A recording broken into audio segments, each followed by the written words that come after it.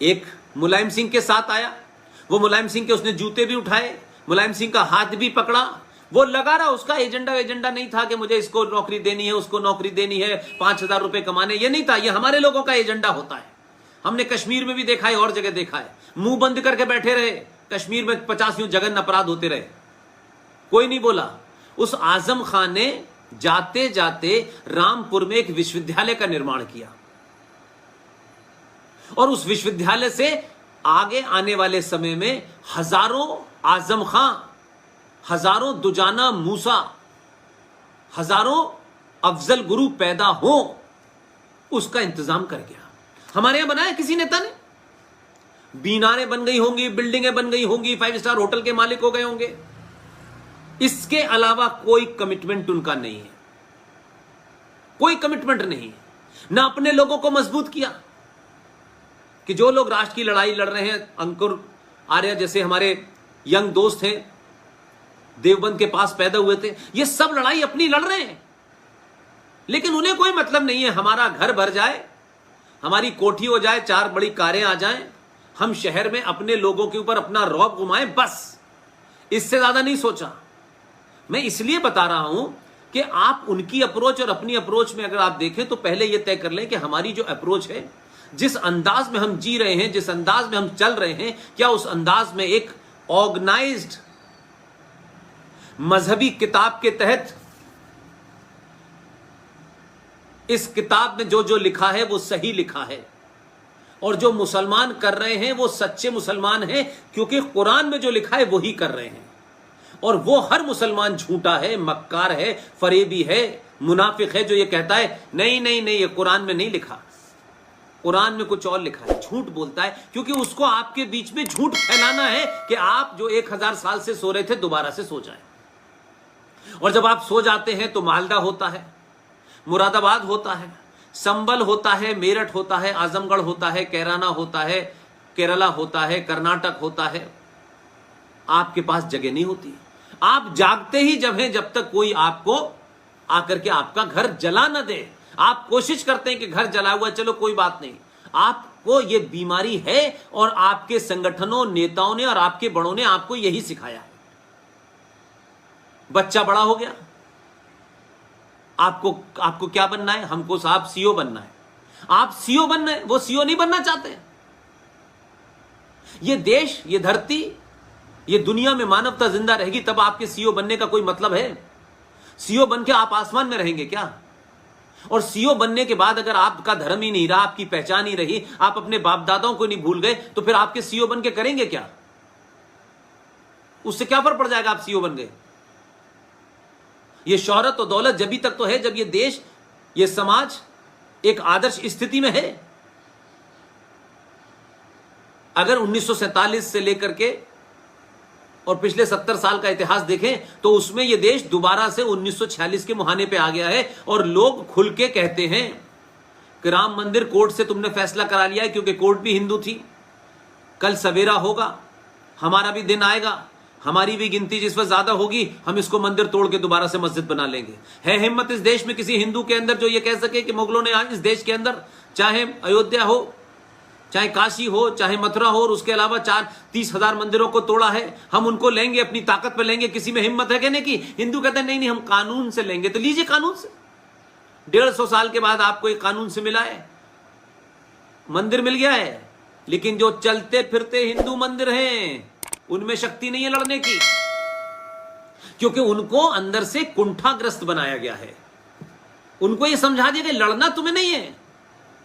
एक बापू थे जो आपको यह समझा गए कि नहीं, अगर वो तुम्हारी हत्या करें तो हमें प्यार से अपनी हत्या करा लेनी चाहिए। और आज भी ऐसे मूर्ख हैं जो मंदिरों में और आश्रमों में बुलाते हैं मुसलमानों को कि देखिए हम तो नमाज पढ़ाने के लिए तैयार हैं,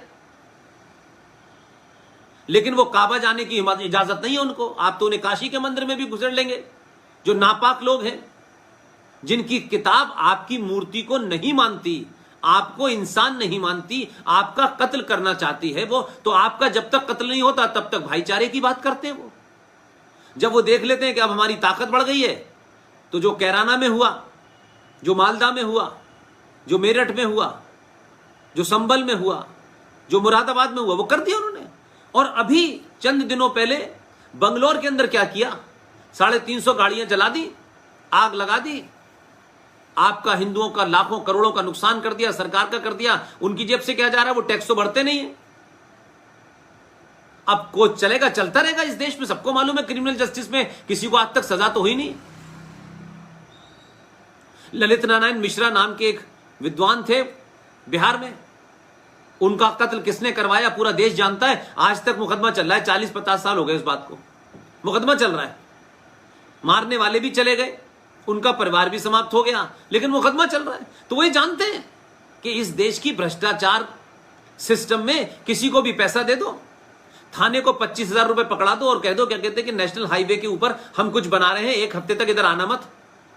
उसने पैसे जेब में रखे, वो 1 हफ्ते तक उधर नहीं गया। उस देर पे आपने देखा नेशनल हाईवे के ऊपर आधी सड़क पे और आधे फुटपाथ के ऊपर एक मजार बन गई, जाने कौन पैदा हुआ था जो वहां मर गया। उनका एजेंडा है जमीन घेरना। अब मजार बन गई, अब मजार हटेगी तो इस देश में सेकुलरिज्म मर जाएगा। और उस मजार को हटाने के लिए, 370 हटाने के लिए एक हिंदूवादी सरकार 70 साल में आ पाएगी, फिर वो सरकार करेगी तो आपके तो कई करोड़ों साल लगेंगे, तब जाकर के आप कुछ कर पाएंगे। तब तक आपकी गिनती कम हो जाएगी। अब आपको गिनती का संकट है, आप 2 हैं उन्हें नहीं पाल पा रहे, वो 16 हैं उन्हें पाल पा रहे हैं, करते वो कुछ नहीं है और आप दुनिया के सारे काम करते हैं। तो ये जो इस्लाम है जो एक बड़ी चुनौती है, और आपके लिए नहीं है, पूरी दुनिया के लिए है। ये कोई ऐसा नहीं है कि कहते कि ये कोई चुनौती आप ही के लिए है। ये आपको इसलिए लग रही है कि आपने पहली बार सोचा कि ये है, नहीं तो आपके यहां क्या था कि अब तो मुसलमानों के बगैर भारत कैसे चलेगा। अब तो ये चर्चा होगी, ये भाईचारा, ये गंगा जमुना तहजीब। तो इस देश के सनातनी हिंदू ने सही मानों में, मैं कहता हूं, आज के युवा को मैं गलत नहीं मानता, क्योंकि आज के युवा को जगाने और बताने के लिए बहुत सारे लोग बिना किसी संगठनों की बाधाओं और बंधनों के चलते, बिना किसी दूसरे कारणों से, जो कारण जिन्हें आपको सच बोलने से रोकते हैं, उनके दूर होने की वजह से आज जीडी बख्शी बोलते हैं, लाखों बच्चे सुनते हैं, RSN सिंह बोलते हैं, लाखों करोड़ों बच्चे लोग सुन रहे हैं, सुशील पंडित बोल रहे हैं। ये बताएं किस पार्टी के हैं, ये किसी पार्टी के नहीं है, किसी संगठन के नहीं है। इसलिए हमारे देश में सच बताया नहीं जा रहा। अकबर महान था, शिवाजी पहाड़ी चूहा बताया जाता है। ये गंगा जमुना तहजीब, ये कहां से शब्द आए। और एक और हम झूठ बोलते हैं और हमें ये कोई रोक के बताता नहीं, भाई हम क्या कह रहे हैं, हम कह क्या रहे हैं, भाई इसका मतलब तो समझो। वो एक बड़ा खूबसूरत सा शायर था, अभी हाल में वो मर गया है। मैं ऐसे अल्फाज बोलता नहीं हूं, लेकिन कुछ लोगों के लिए मैं इससे ज्यादा आदर के शब्द नहीं बोल सकता। इंदौर का रहने वाला था। मैंने बड़े बड़े बेवकूफ हिंदुओं को देखा उसकी शायरी पे ताली बजाते हुए। वो आप ही को गाली दे रहा है, आप ताली बजा रहे हैं। क्योंकि हमें एक अच्छे नागरिक के तौर पे, एक सनातनी हिंदू के तौर पे भी हमें कोई अकल ही नहीं है। हम भेड़ चाल की तरह काम करते हैं और छोटे छोटे नैरेटिव में आपको लोग फंसा देते हैं और आपकी सारी एनर्जी उसी में चली जाती है। वो जो शायरी करता था, आप उस पर ताली बजाते थे। और आज क्या है, एक बहुत नारा चला इस देश में, मजहब नहीं सिखाता आपस में बैर रखना, हिंदी है हम वतन हिंदुस्तान हमारा। क्या बात है, क्या बात है, वाह वाह वाह वाह। जिसने कहा वो कितना बड़ा मक्कार था और जिन्होंने उसको मारा उसको जूतों से पीटना चाहिए। ये ऐसे बुजुर्ग थे हमारे, और चलाया हमने। इसलिए मैंने कहा राजनीति में जो लोग होते हैं, जो राज सत्ता चलाते हैं, उनका मामला अलग है। मैं मानता हूं कि डेमोक्रेसी में उन्हें वो बातें कहनी पड़ती हैं जो वो शायद यकीन नहीं करते, क्योंकि राजनीति में APJ अब्दुल कलाम का भी वोट आपको चाहिए, पंचर जोड़ने वाले का भी चाहिए, सब्जी बेचने वाले का भी चाहिए, फल मंडी चलाने वाले का भी चाहिए, नाई का भी वोट चाहिए। तो सबके वोट डाल चाहिए, तो फिर सबको धीरे धीरे खुश करना। लेकिन मैं कहता हूं कि राजनीति के नियम अलग हैं, इसलिए मैं राज सत्ता को अलग रखता हूं।